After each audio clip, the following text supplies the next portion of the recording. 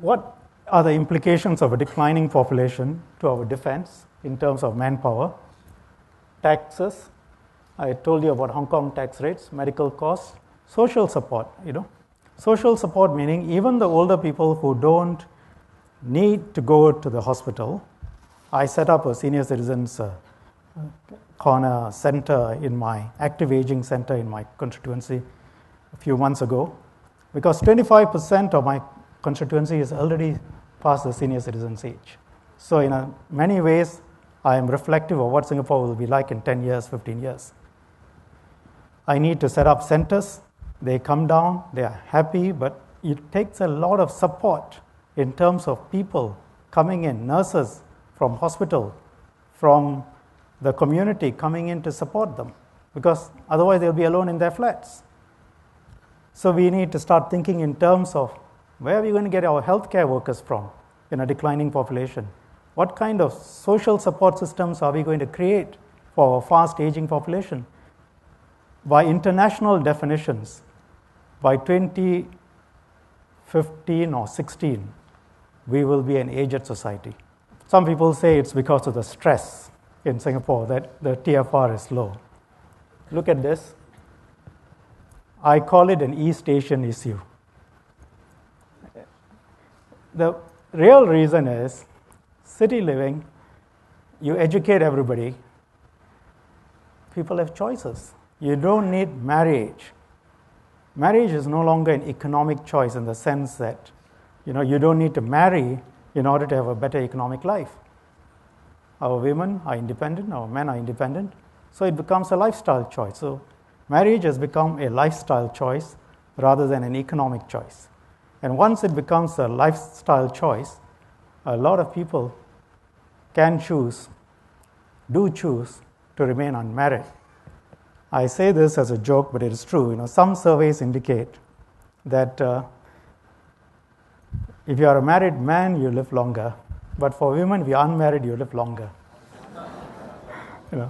So if you look at the next slide, you look at on the left-hand column, look at 30 to 34, 44% of our men are unmarried now, compared with 33% 10 years ago.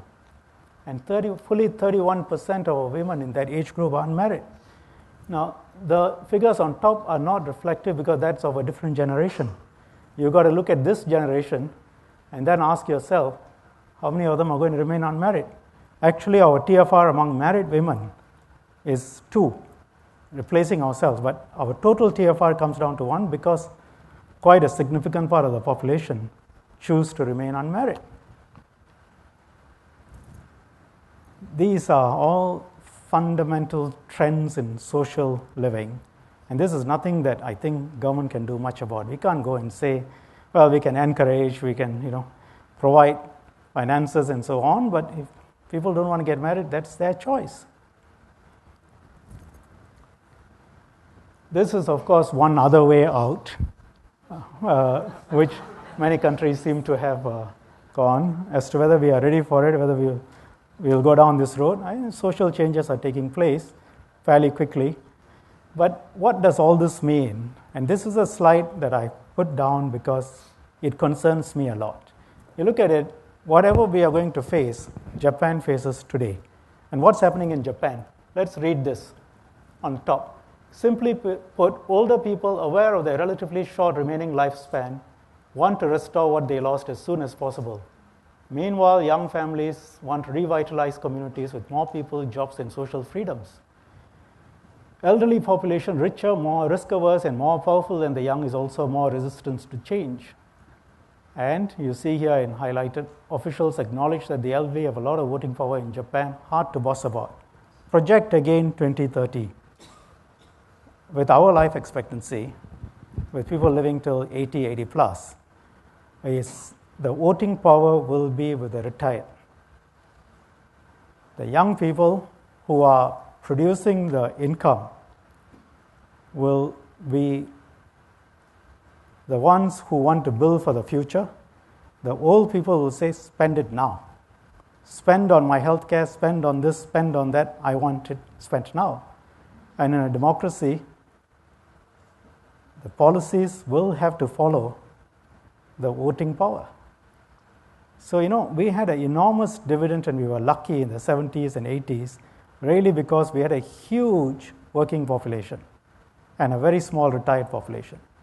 It's going to change very quickly, and the moment it changes, our whole economic dynamics will change. Today in Japan, they are selling more nappies for old people compared with nappies for children.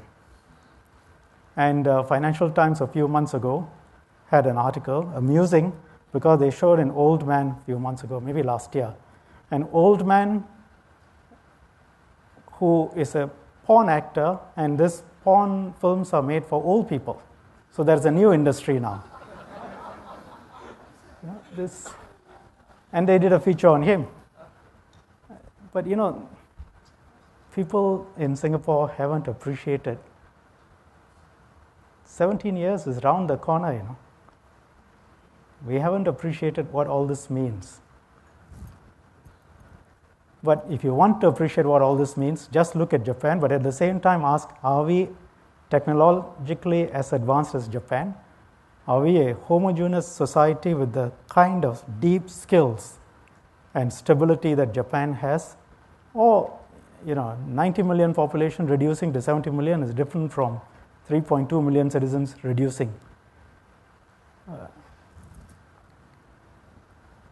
And of course, in the recent past, given our tightening of foreign labor, if you go across outside there, you ask the employers, the constant refrain you get is, it's too difficult to do business here, you're making it very difficult, very tough, we want to leave. MNCs, SMEs, everyone. Just a quick slide to tell you the kind of healthcare workers that we are going to need. Roughly, you need about 32,000 staff in that increase of 70% from today, just on this. Where are you going to get them from?